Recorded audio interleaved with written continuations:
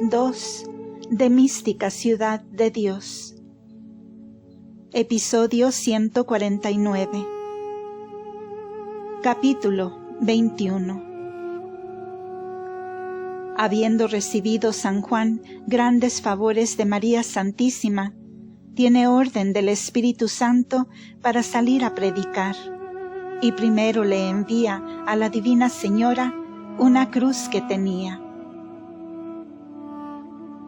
En esta segunda parte comencé a decir algunos favores que hizo María Santísima estando en Egipto, y después a su prima Santa Isabel y a San Juan, luego que trató Herodes de quitar la vida a los niños inocentes, y cómo el futuro precursor de Cristo, muerta su madre, perseveró en la soledad del desierto, sin salir de él hasta el tiempo determinado por la divina sabiduría, viviendo más vida angélica que humana, más de serafín que de hombre terreno. Su conversación fue con los ángeles y con el Señor de todo lo criado, y siendo este solo su trato y ocupación, jamás estuvo ocioso, continuando el amor y ejercicio de las virtudes heroicas que comenzó en el vientre de su madre, sin que la gracia estuviese en él ociosa, ni vacía un punto, ni sin el lleno de perfección que con todo su conato pudo comunicar a sus obras. Nunca le embarazaron los sentidos, retirados de los objetos terrenos, que suelen ser las ventanas por donde entra la muerte al alma, disimulada en las imágenes de la hermosura mentirosa de las criaturas. Y como el felicísimo santo fue tan dichoso que en él se anticipó la divina luz a la de este sol material, con aquella puso en el olvido todo cuanto ésta le ofrecía, y quedó su vista interior inmóvil y fijada en el objeto nobilísimo del ser de Dios y de sus infinitas perfecciones. A todo humano pensamiento exceden y se levantan los favores que recibió San Juan Bautista en su soledad y retiro de la divina diestra, y su santidad y excelentísimos merecimientos se conocerán en el premio que recibió cuando lleguemos a la vista del Señor, y no antes. Y porque no pertenece a esta historia divertirme a lo que de estos misterios he conocido, y los doctores santos y otros autores han escrito de las grandes prerrogativas del divino precursor. Solo diré aquí lo que es forzoso para mi intento, por lo que toca a la Divina Señora, por cuya mano y su intercesión recibió grandiosos beneficios el solitario San Juan Bautista. Y no fue el menor enviarle muchos días la comida por mano de los santos ángeles, como dije arriba, hasta que el niño San Juan Bautista tuvo 7 años. Y desde esta edad hasta que tuvo 9 años le enviaba solo pan. Y a los 9 años cumplidos cesó este beneficio de la reina,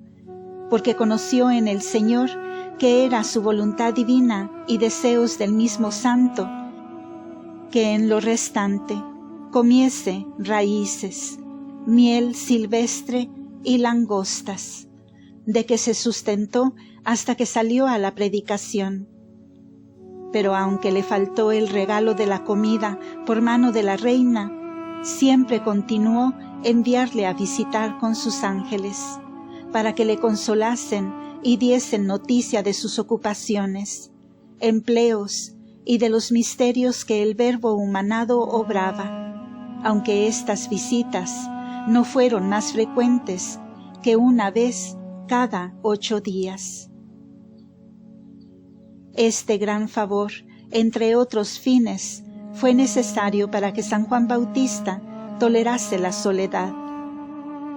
No porque el horror de ella y de su penitencia le causase hastío, que para hacérsela deseable y muy dulce era suficiente su admirable santidad y gracia. Pero fue conveniente para que el amor ardentísimo que tenía a Cristo nuestro Señor y a su Madre Santísima no le hiciese tan molesta la ausencia y privación de su conversación y vista, que deseaba como santo y agradecido. Y no hay duda que le fuera de mayor mortificación y dolor detenerse en este deseo, que sufrir las inclemencias, ayunos, penitencias y horror de las montañas, si no le recompensara la Divina Señora y amantísima Tía esta privación con los continuos regalos de remitirle sus ángeles, que le diesen nuevas de su amado. Preguntábales el gran solitario por el hijo y por la madre con las ansias amorosas de la esposa. Enviábales íntimos afectos y suspiros del corazón, herido de su amor y de su ausencia, y a la divina princesa le pedía por mano de sus embajadores que en su nombre le suplicase, le enviase su bendición y le adorase y diese humilde reverencia. Y en el ínterin le adoraba el mismo San Juan Bautista en espíritu y verdad desde la soledad en que vivía. También pedía esto mismo a los santos ángeles que le visitaban y a los demás que le asistían. Y con estas ordinarias ocupaciones llegó el gran precursor a la edad perfecta de 30 años, preparándole el poder divino para el ministerio que le había elegido. Llegó el tiempo destinado y aceptable de la eterna sabiduría, en que la voz del Verbo humanado, que era San Juan Bautista,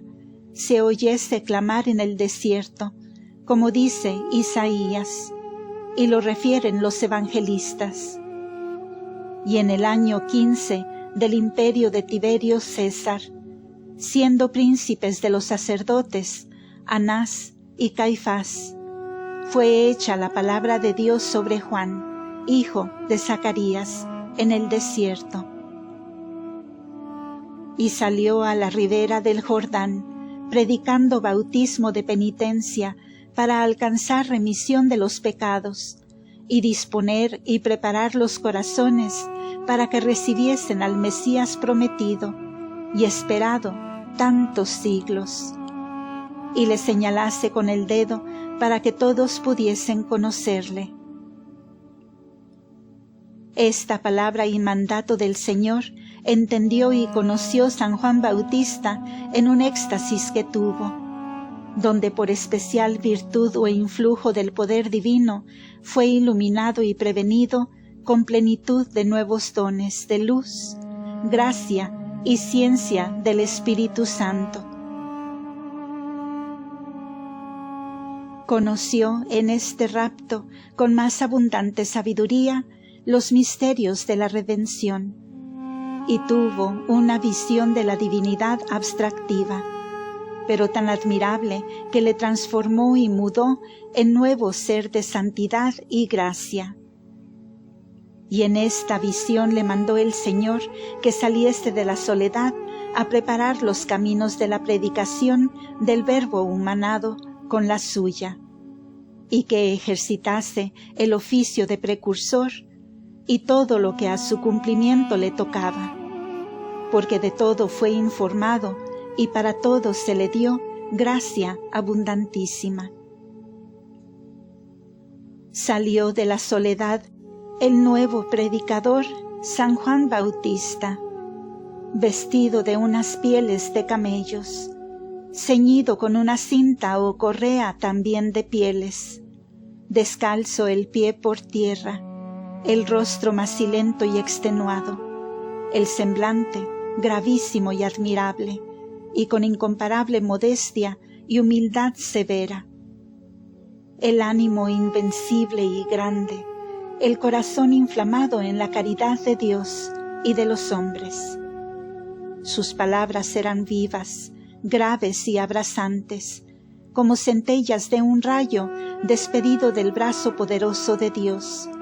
y de su ser inmutable y divino. Apacible para los mansos, amable para los humildes, terrible para los soberbios, admirable espectáculo para los ángeles y hombres, formidable para los pecadores, horrible para los demonios, y tal predicador como instrumento del Verbo humanado,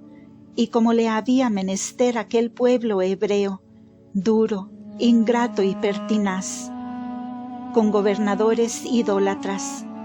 con sacerdotes avarientos y soberbios, sin luz, sin profetas, sin piedad, sin temor de Dios después de tantos castigos y calamidades a donde sus pecados le habían traído.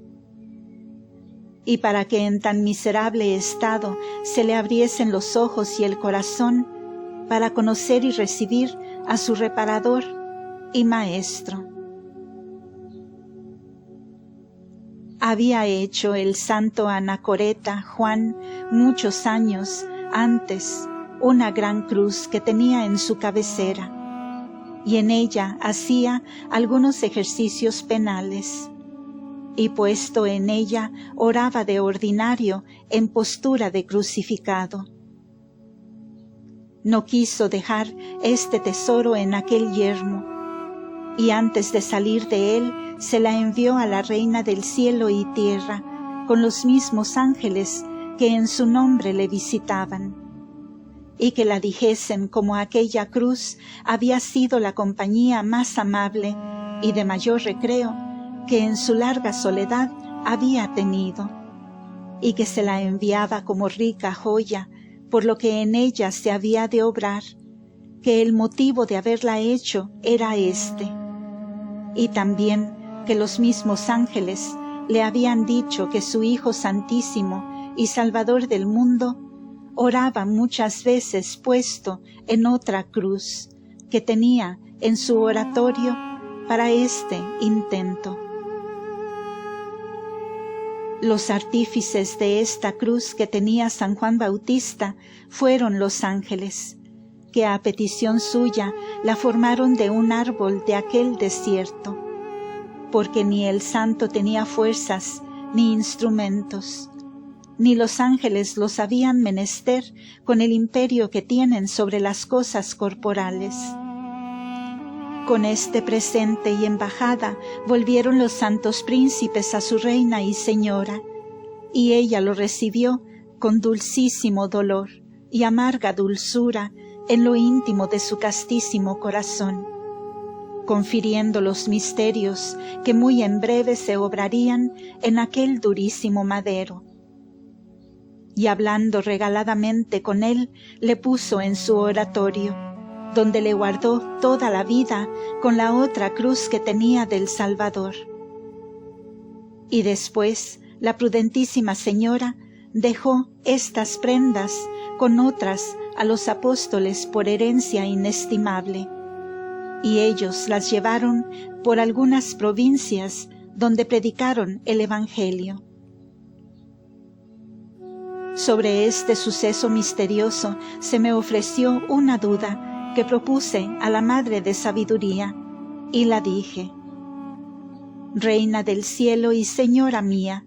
santísima entre los santos y escogida entre todas las criaturas para Madre del mismo Dios. En esto que dejo escrito se me ofrece una dificultad como a mujer ignorante y tarda, y si me dais licencia, deseo proponerla a vos, Señora, que sois maestra de la sabiduría, y por vuestra dignación habéis querido hacer conmigo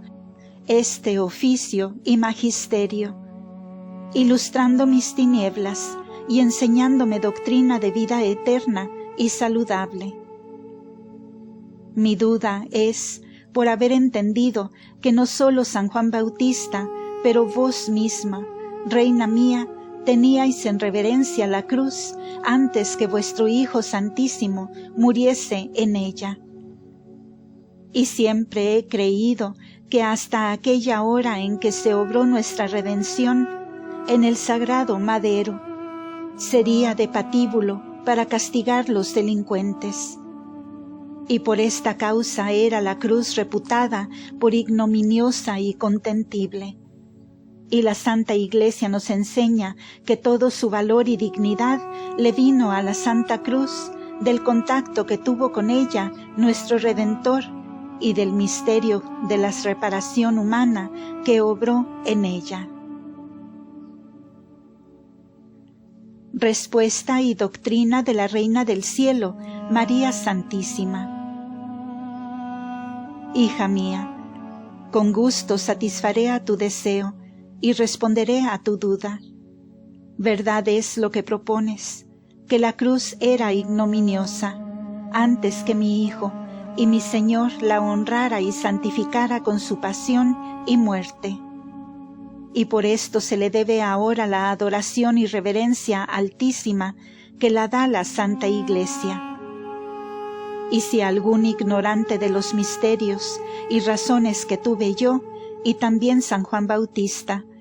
pretendiera dar culto y reverencia a la cruz antes de la redención humana,